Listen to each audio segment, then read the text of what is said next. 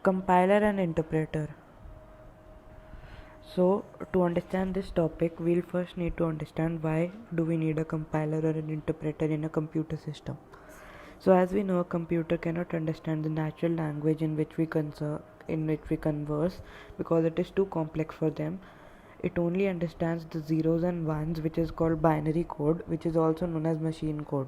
So to convert the source code, which is the code written by us, into machine code, we either use a compiler or an interpreter. What is a compiler? A compiler is a computer software that translates source code, which is written in a high programming language such as C++, into a machine language code which can be understood by the machine. Working of a compiler. As we can see in the picture, the source code is pre-processed into an object code.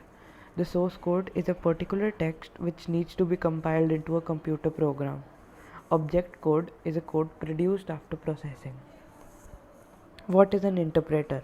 An interpreter is a computer program that is used to directly execute program using one of the many high programming languages such as Python.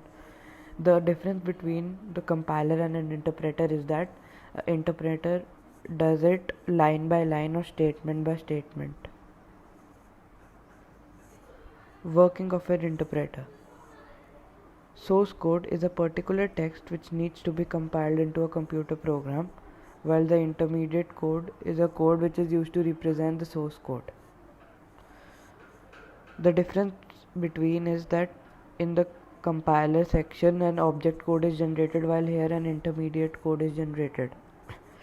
So finally the difference between compiler and an interpreter translates one program at a time, statement by statement, while compiler scans the entire program. Interpreter usually takes less amount of time, while compiler takes loads of time. No object code is generated in an interpreter, while compiler generates object code. Interpreter languages like JavaScript, Python use interpreters, while C and C++ are used by compilers.